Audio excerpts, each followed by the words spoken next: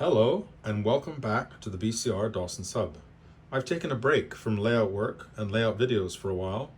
The layout's now been back up and running for several months, and we have enjoyed several successful operating sessions. These have included testing the new or revised layout sections and introducing many new freight cars to the layout, which were built or acquired since the layout was taken down 2 years ago. So this update will cover the first operating sessions on the newly reconstituted layout, as well as some layout work.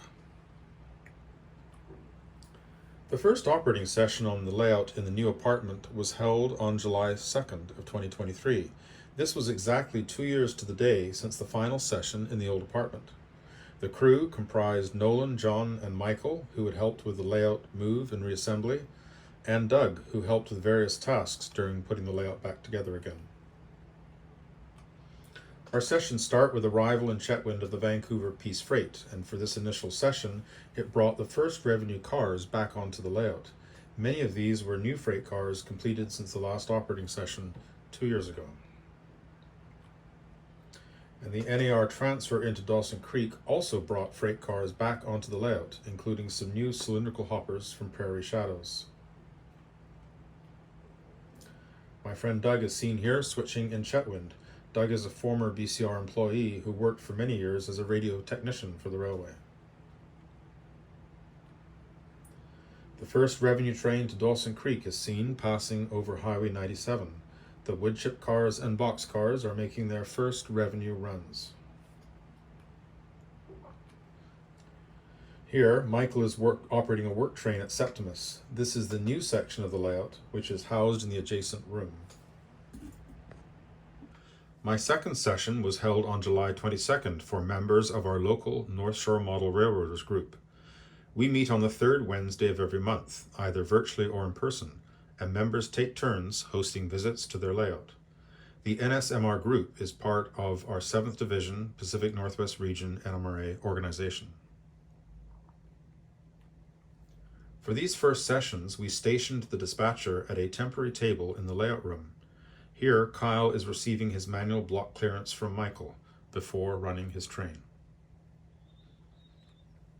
Among the new equipment making its debut during these first sessions was some recently completed gondolas. They are seen here as part of a rail relay train working at Septimus. This is a view of Chetwynd Yard during the session. The Septimus turn can be seen waiting to depart in the distance. That's the train with a caboose on the end.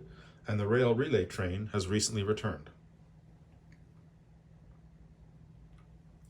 The next session was held on August 25th. More new freight cars made their debut, including these tank cars from Rapido Trains. New box cars, wood chip cars, and cylindrical hoppers were also introduced. This session saw the dispatcher's table moved into the walk-in closet for a trial run there. This small room is adjacent to the layout room. I'm hoping to locate a south staging yard and a Northern Alberta Railways interchange in this room, as well as a permanent dispatcher's desk in due course. Our 7th Division Superintendent, Victor, is switching in Chetwynd Yard, while Philippe works above in Dawson Creek. These initial sessions were our first opportunity to use the new wireless throttles from Lens, which I acquired after the layout had been taken down. They greatly facilitate switching at Dawson Creek when another operator is working below in Chetwynd. With this session, we also switch jobs halfway through the session. Here, Nolan is now switching in Dawson Creek as Michael looks on during a break in Chetwynd Yard duties.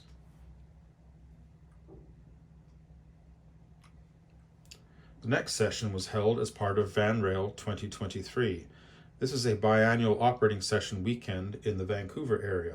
I hosted one session with out-of-town guests and a few home crew members. One of the new locations on the layout is Bond Siding on the Fort St. John subdivision. Here, a work train is switching some cars in and out of an outfit train.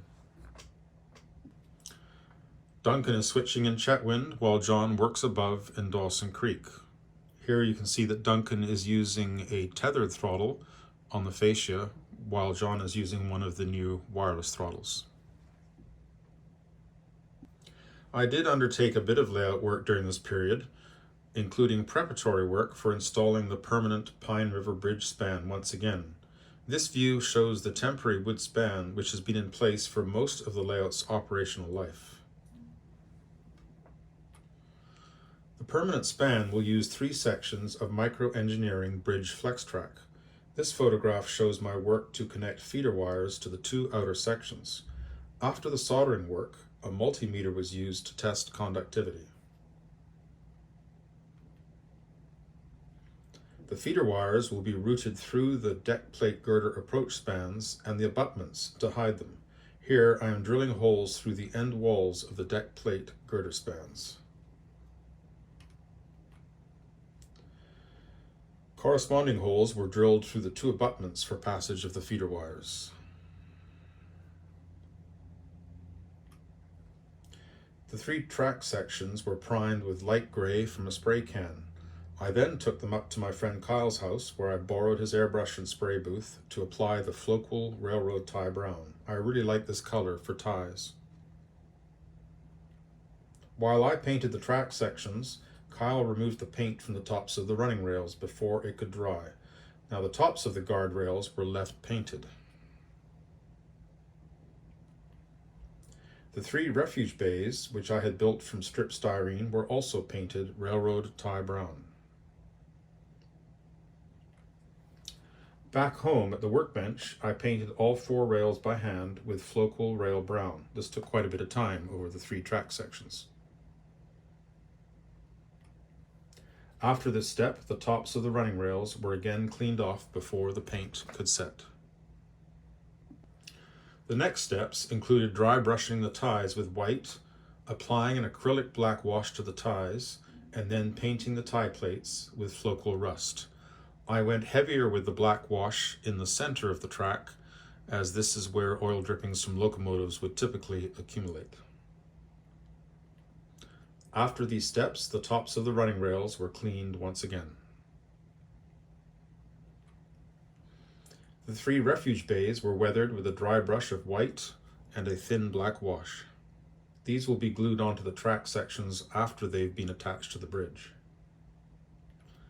At this point, the 3 sections of bridge flex track are now ready to be glued down onto the bridge. This photograph shows the finished tracks after painting and weathering. These photographs were taken outside. And this is a closer look. I was quite pleased with the final results of the painting and the weathering.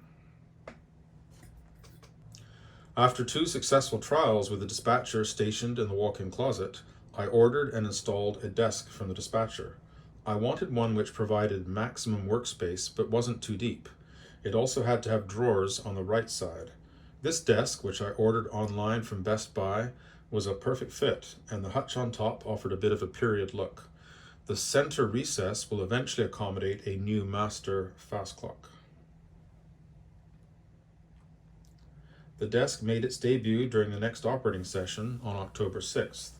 Here, Michael is issuing a manual block clearance to John, who's about to take out the Dawson Creek switcher.